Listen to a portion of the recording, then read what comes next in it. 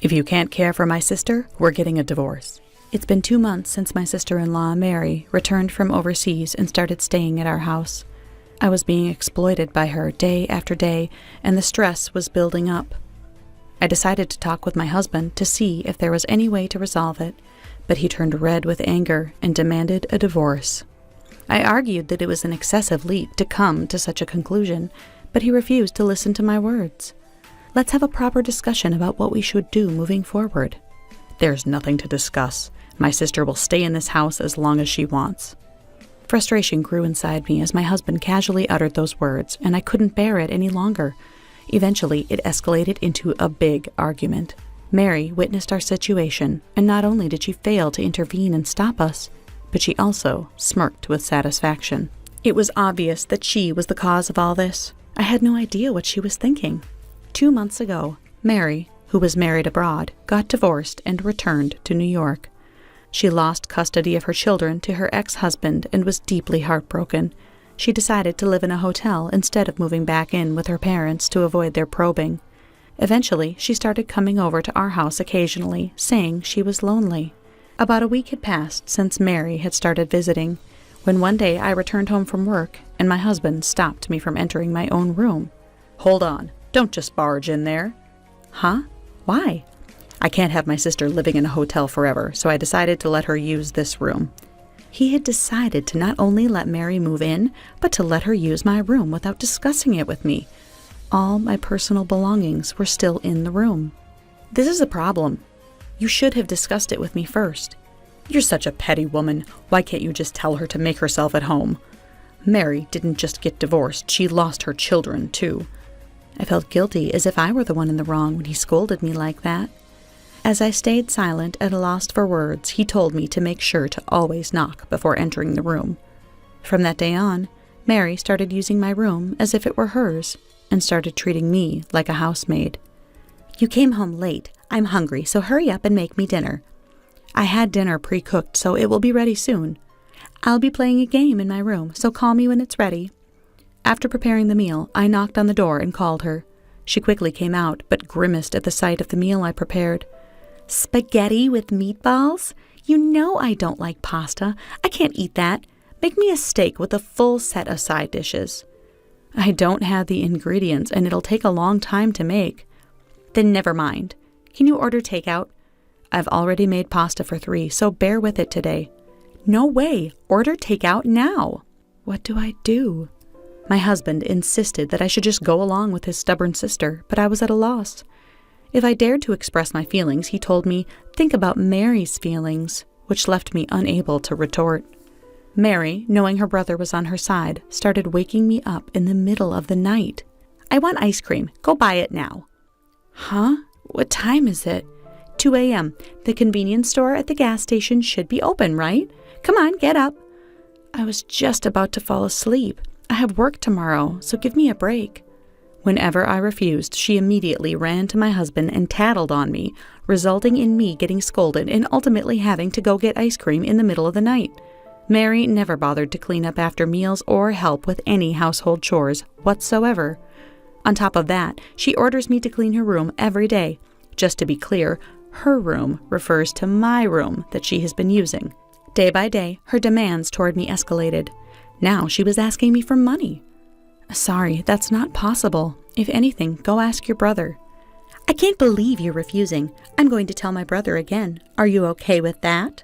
I'd been following her orders, knowing the difficulties she's been through, but if I gave her the money now, I knew she would keep asking for more money in the future. That day, for the first time, I stood my ground and refused to be bossed around by my sister-in-law. Of course, the moment my husband got home from work, she tearfully accused me of harassing her. "Catherine, why did you make my sister cry?" I simply refused because she asked for money. Plus, she doesn't do any household chores, and on top of that, she treats me like a housemaid. I'm emotionally exhausted. It's been over 2 months since she moved into our home. Can't you do something about it? "Shut up. If you can't care for my sister, we're getting a divorce." My husband turned red with anger and demanded a divorce. I argued that it was an excessive leap to come to such a conclusion, but he refused to listen to my words. Let's have a proper discussion about what we should do moving forward. There's nothing to discuss. My sister will stay in this house as long as she wants." Frustration grew inside me as my husband casually uttered those words, and I couldn't bear it any longer. Eventually, it escalated into a big argument. Mary witnessed our situation, and not only did she fail to intervene and stop us, but she also smirked with satisfaction. It was obvious she was the cause of all this. I had no idea what she was thinking. Mary uttered terrifying words to me. "I'm going to make you regret it. I'm Catherine, currently 27 years old. I'm being constantly manipulated by my sister-in-law. My parents divorced when I was still young due to my father's infidelity. My mother, who raised me as a single parent, passed away from breast cancer when I was 19. Since then, although I had friends, the loneliness of not having a family could never be filled, and I lived carrying that loneliness in secret. It was during those days that I met my husband, Bob. After a year of us being together, we solidified our relationship 3 years ago. The excitement of our early days of marriage has faded, but since getting married, I've been grateful for the presence of a family. Despite this, Bob recently lost his enthusiasm for work, quit his job on his own accord, and has become a part-time worker for 3 days a week. To add to my worries, my sister-in-law, Mary, rolled into our lives. Mary was already married and living abroad by the time Bob and I got married.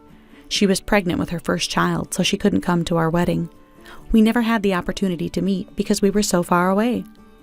I've always heard from my mother-in-law that she was a kind and considerate daughter, so I never expected her to be so selfish, leaving me perplexed and bewildered.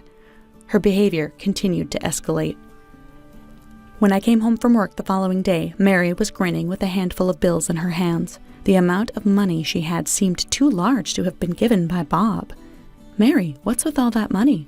"I sold some bags and jewelry I found in the bedroom." "Wait, you mean my room?" "Where else would they be?" I immediately rushed into my room and opened the closet, but found my mother's heirloom bags and jewelry were nowhere to be found. Mary laughed hysterically as she saw me coming out of the room in a panic. "Why did you sell my stuff?" "Because you wouldn't give me any allowance." "Don't mess around. Those were family heirlooms from my mother." "Good, so you didn't need them anymore." "That's not the point. Where did you sell them? Tell me right now." "Geez, chill out. It was this place called Super Thrift Shop, but I doubt you can get them back." I headed straight to the thrift shop to buy back the items. She just sold them today, so they still should be undergoing maintenance. It shouldn't be too late to buy them back. When I arrived at the thrift shop, I was confronted with a shocking truth. They had a rule they could only return the items to the person who sold them, unless there was proof that the items were stolen. There was nothing I could do without the proper evidence. I was aware of this rule, but I was so caught up in the moment that it slipped my mind. As I trudged back home, a burning desire for revenge against my sister-in-law consumed me. I will get to the bottom of this. First, I'll start by cleaning my room. Another week had passed. I found myself still at the mercy of my demanding and self-centered sister-in-law, enduring my husband's anger along the way. Finally, the time for the decisive battle had arrived. Like any other day, Mary treated me like a housemaid, and my patience was thin. As the evening approached, I ended up getting into an argument with Bob. "Like I've said before, I can't go on like this if you don't treat my sister better." "Are you threatening me with divorce again?" "If you don't change your attitude toward Mary, I might have to." Lately, it seemed like Bob believed as if he brought up divorce, I would stay silent and obey. As usual, he looked down on me with arrogance, and Mary stood next to him, laughing. That was when the doorbell rang. I opened the door to find my mother-in-law standing there. "Long time no see, Catherine. Can I come in?" "I'm happy you came. Please come in." "Mom, why are you here?" Upon seeing his mother, I noticed my husband's expression seemed to darken. My sister-in-law, instead of expressing joy at the long-awaited reunion, didn't even show a smile on her face. Why was she behaving like this when her own mother was here to visit? "Oh my, I didn't know you had a friend over." My mother-in-law, upon seeing Mary, said such a thing. "What are you talking about? She's your daughter, isn't she?" "Oh, stop joking. Mary just had her second child. She actually recently sent me some photos." My mother-in-law took out her cell phone and showed me a photo of the real Mary, who was still happily married overseas. The person in the photo was completely different from the woman standing in front of us, claiming to be Mary. As the woman tried to leave the living room in a flustered manner, my mother-in-law sternly stopped her. "So, who are you?" "Well, I am a friend." "Yeah, she's my friend." The lie was apparent from their panicky expressions. That's when I revealed her true identity. "So you aren't Mary after all. I've always thought it was odd. You must be Bob's mistress." "What are you talking about? Don't spout nonsense." I couldn't let him deceive us at this point. I immediately showed my mother-in-law a video saved on my laptop of the two of them getting cozy in my living room. Bob attempted to snatch the laptop away from his mother to prevent her from seeing it, but I intervened to stop him. "What is this? You better have a good explanation." "What should I say?" Taking over for my stumbling husband, I revealed the whole truth to my mother-in-law. "Bob has been letting this woman, whom he claims to be Mary, stay at our house for over 2 months, out of pity for her having gone through a divorce and losing custody of her child. On top of that, this woman sold my mother's heirlooms at a thrift shop without my consent." The footage went out, capturing this woman appearing cheerfully and excited, mentioning that she made money from selling my mother's heirlooms.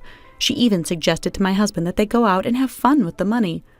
How could she do such a terrible thing?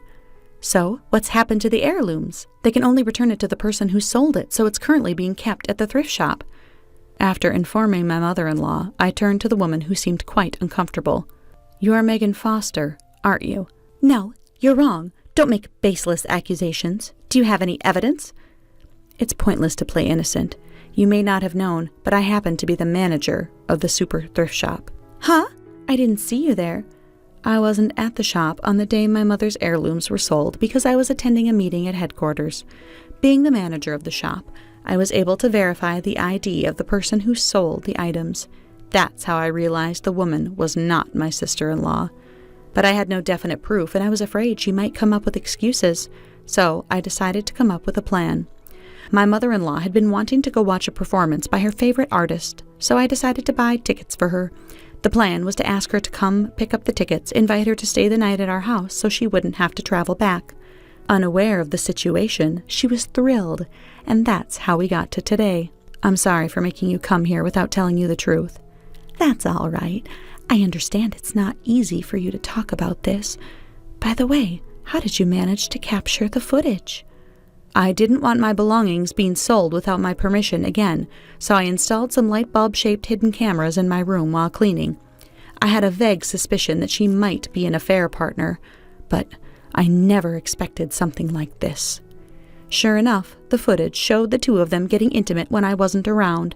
It was quite a shock when I first saw the footage, but Bob and I had been arguing whenever we spoke to each other, so I had been thinking it might be time to call it quits. But still, it's tough to witness your husband having an affair. "Catherine, Mom, I was just being manipulated by this woman." How pathetic of you to say that, lying about her being your sister and letting her stay at our house. What were you thinking? Don't blame this on me. I only pretended to be your sister because if we were caught having an affair, I would be kicked out of the house with nowhere to go. You keep your mouth shut. Besides, you were the one who said it would be convenient for me to use your wife as a housemaid. You even said that if you end up getting a divorce as the result of marital issues, you wouldn't be charged with alimony. I was taken aback and filled with rage upon learning that Bob had said all of this. Now that your relationship has fallen apart, it's impossible to mend things as a couple. Why don't you guys get a divorce? Then you and I can live happily ever after, right, Bob? Sure, you've always wanted a divorce from me, so let's part ways. I've already prepared this, so file it when you're done filling it out. As I handed Bob the divorce papers with my name already filled in, he started to panic. Don't rush things. I have no intention of leaving you. Please, just let this one thing slide. The sight of Bob begging on his knees before me was truly pitiful. His mistress turned to him, teary-eyed. You won't abandon me, will you? You know I have nowhere else to go if I get kicked out of here. Shut up. Don't come near me. Bob forcefully brushed off the woman clinging to him. Yet the sight of the woman pleading not to break up was so tragic, it made me feel uncomfortable. In place of my husband, who didn't even spare a glance for her, I conveyed something important. You don't have to worry about where to go. Huh? Where? The police. I reported you earlier for stealing and selling my belongings. They should be arriving here any minute. I'll go back to the thrift shop right away and get your things back, so please tell them it was a mistake." As the sound of the police sirens grew closer, the woman, realizing the situation, apologized to me for the first time. "I'm really sorry. I've learned my lesson. I won't do it again." If apologizing was all it took, then we wouldn't need the police, would we? I presented the woman to the police as the one who stole and sold my belongings. She was soon taken away. Bob, who had been staring blankly at the scene, began to beg on his knees again once the police had left. "Don't leave me. Your salary is higher than mine. If you abandoned me, I wouldn't be able to survive. You understand that, right?" You don't have to live a lavish lifestyle. And besides, you should work more than just 3 days a week. Either way, you're going to have to work more to pay me alimony. "I'll pay the alimony, but can't we find a way to avoid a divorce?" "No chance. My mind is made up. Sign the divorce papers, now." Under my scolding, with the urging of my mother-in-law, Bob reluctantly signed the divorce papers. "Hey, about the alimony. Can you deduct it from our division of assets?" "There are no assets that we have built together." "But you have a decent amount of savings." "My savings are from before we got married, so they're not for us to split. In fact, since we got married, I've been covering most of our living expenses, so it's in the red for me." Upon hearing my words, my husband turned pale, but ignoring that, my mother-in-law and I kicked him out of the house. After getting rid of the villain, we couldn't shake off a somewhat melancholic feeling. That evening, the two of us sat together, sharing drinks and having a heartfelt conversation. My mother's heirloom bags and jewelry were safely returned to me later, with enough proof showing that they were stolen. My divorce with Bob was quickly finalized, and I demanded $20,000 each in alimony from Bob and his mistress. Bob was disowned by his in-laws. He had also broken up with his mistress, who was already let out of jail, as they were constantly arguing. My mother-in-law, worried about me being alone, reached out to me every once in a while. Through this incident, I felt our bond was stronger than ever. Fast forward 3 years, and I'm standing in a chapel wearing a wedding dress. I held the hand of the man who'd been waiting eagerly for me to walk down the aisle as we vowed to love each other for eternity. I felt a trickle of happiness fall down my cheeks.